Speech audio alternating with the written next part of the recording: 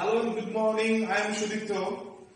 So today I will discuss a new lesson from the new chapter from your English book, New Images of Class 8. And there is a poem in the second chapter. The name of the poem is When You Are Old, written by W.B. Yeats. Before proceeding, you should know about the poet W.B. Yeats. So W.B. Yeats was basically an Irish poet. He was one of the brightest stars in the sky of Irish literature. So that his many creation reflects the Irish poetic style. But this poem, When You Are Old, reflects more on love. Once he shared with an woman. It is said the woman was not gone. The poet W.B. Yeats was born in the year of 1865 on 30th June in Ireland. He was one of the greatest poets of the 20th century.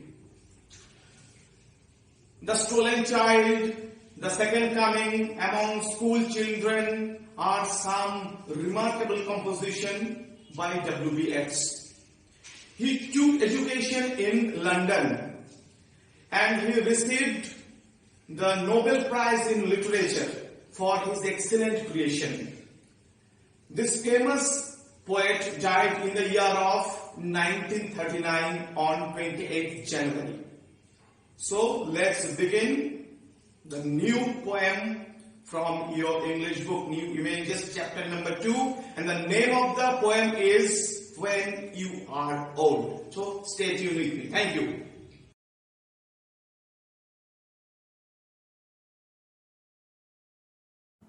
So let's begin.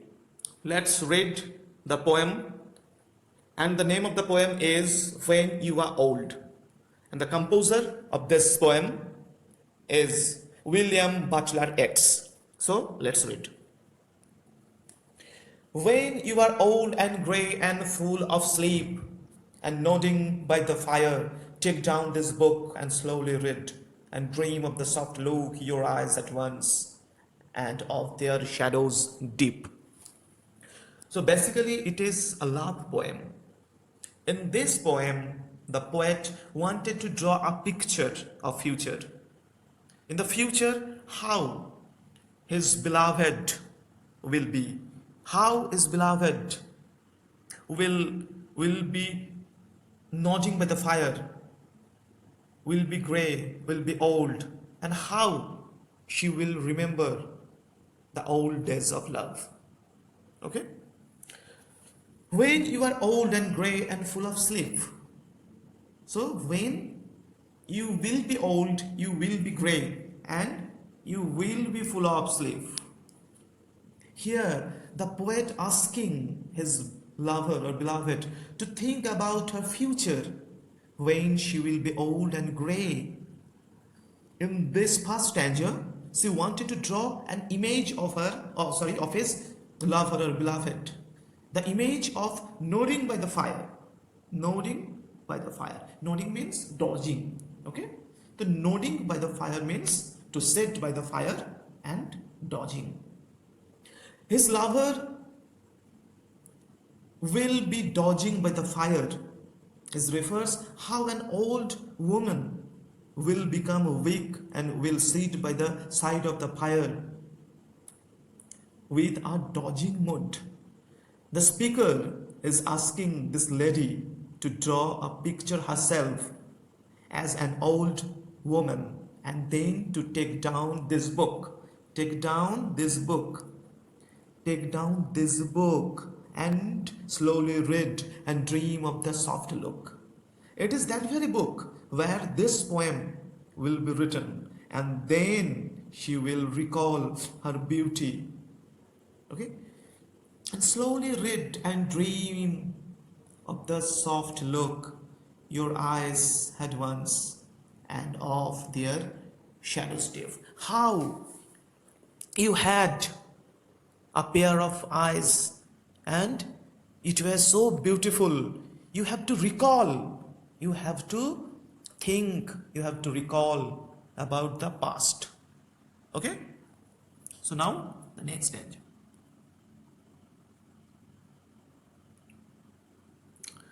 How many loved your moments of glad grace and loved your beauty with love false and true?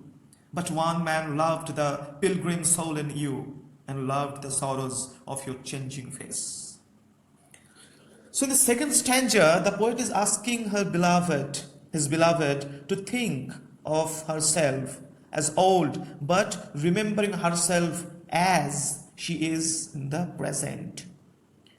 He is asking how many people loved her beauty, how many loved your moments of glad grace, means how many people loved you for your beauty, for your outer beauty, for your eyes, for your hair, for your glorious skin, and loved your beauty with love false or true. Maybe there were some lovers, some of them might be true or might be false. But one man loved the pilgrim soul in you. Here, pilgrim soul means a sacred soul, the spiritual spirit, the spiritual soul, the feelings of one's heart that should be sacred.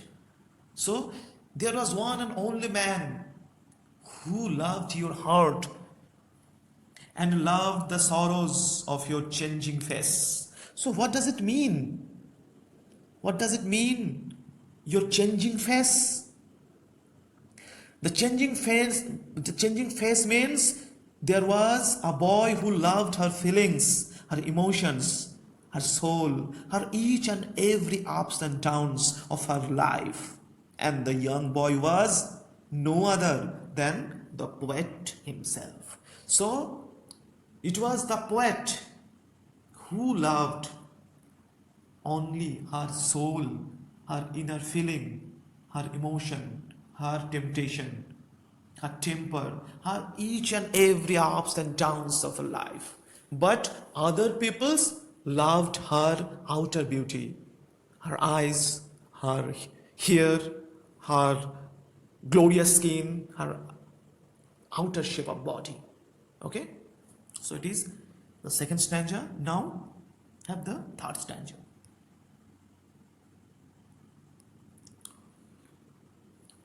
And bending down beside the glowing birds, murmur a little sadly how love fled and paced upon the mountains overhead, and hid his face amid a crowd of stars.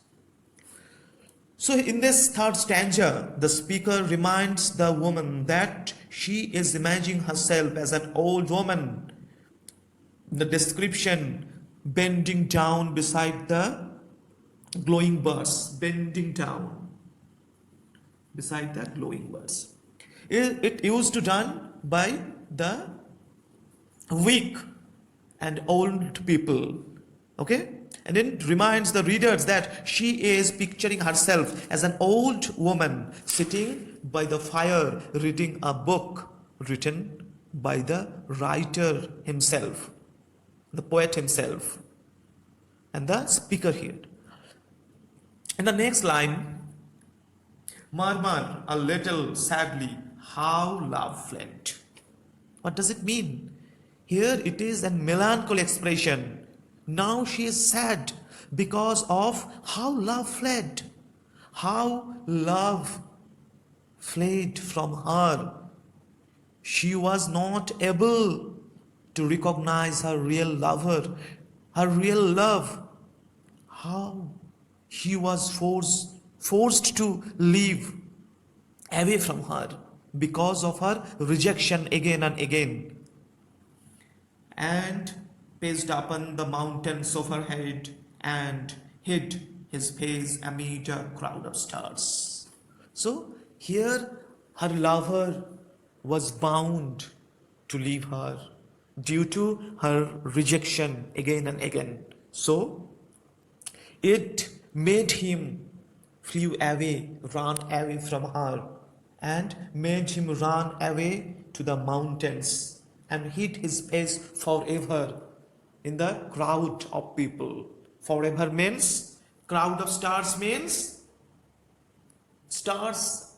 Crowd of stars means he went beyond her reach. After that, he did not come back to her. So this expression is written that hid his face amid a crowd of stars. Okay. So it was the explanation part. Now we will discuss about the literary device which has been used here. Okay. The literary device. I will come stanza after stanza. Okay. When you are old and grey and full of sleep and nodding by the fire,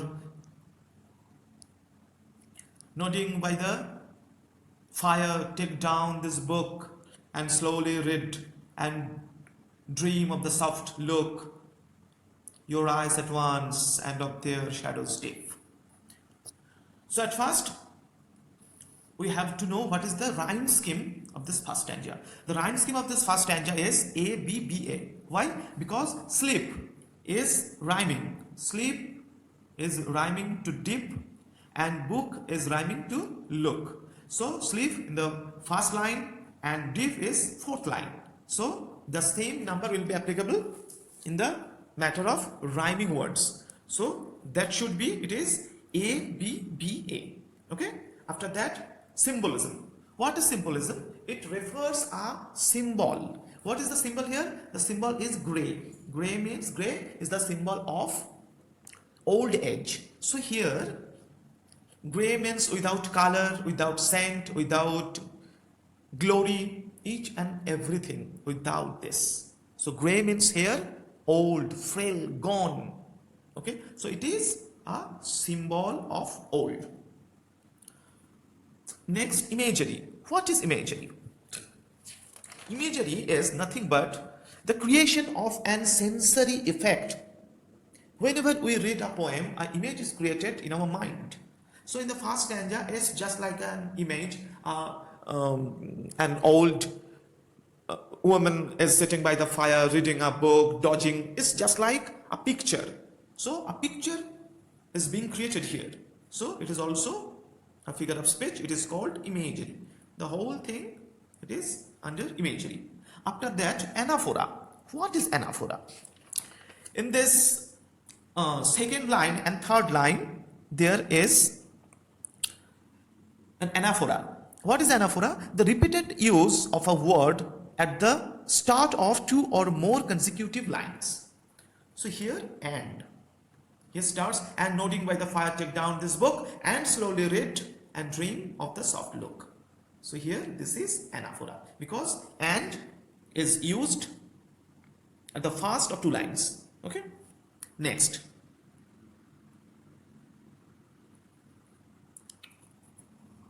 How many loved your moments of glad grace and loved your beauty with love false and true. But one man loved the pilgrim soul in you and loved the sorrows of your changing face. So, in the same way, the rhyme scheme here also C, D, D, C. Because grace is rhyming to face.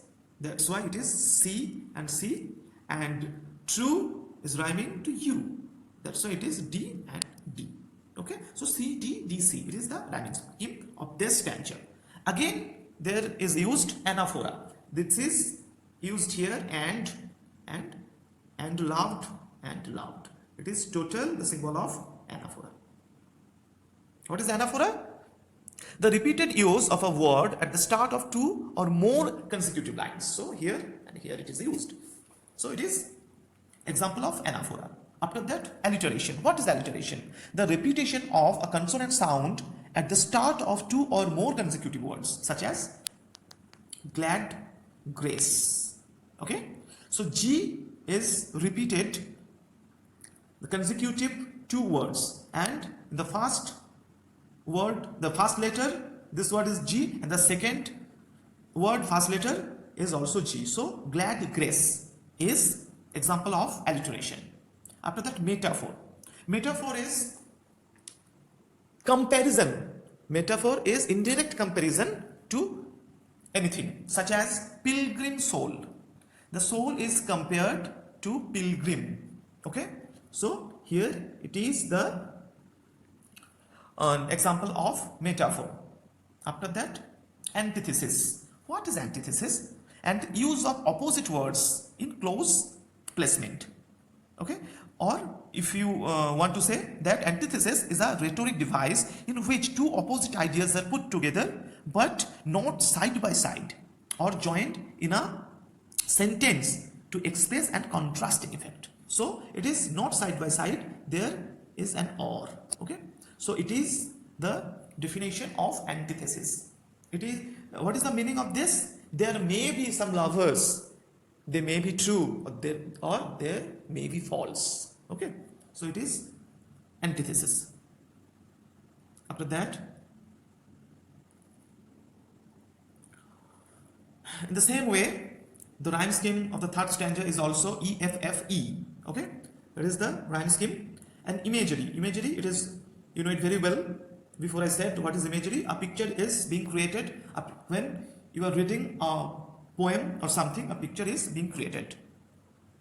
So it is a picture and bending down beside the glowing birds murmur a little sadly how love fled. Okay, it is a picture is created. Then consonance. What is consonance? The consonance is the repeated sound of a consonant. The repeated sound of a consonant is called consonance.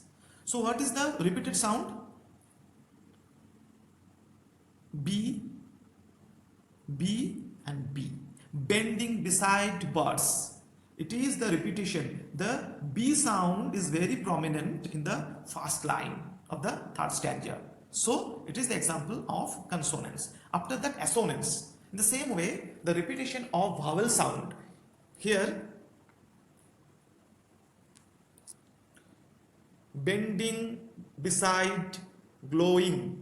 So here I sound is very prominent. Okay, I. So it is the repetition of vowel sound. It is called assonance.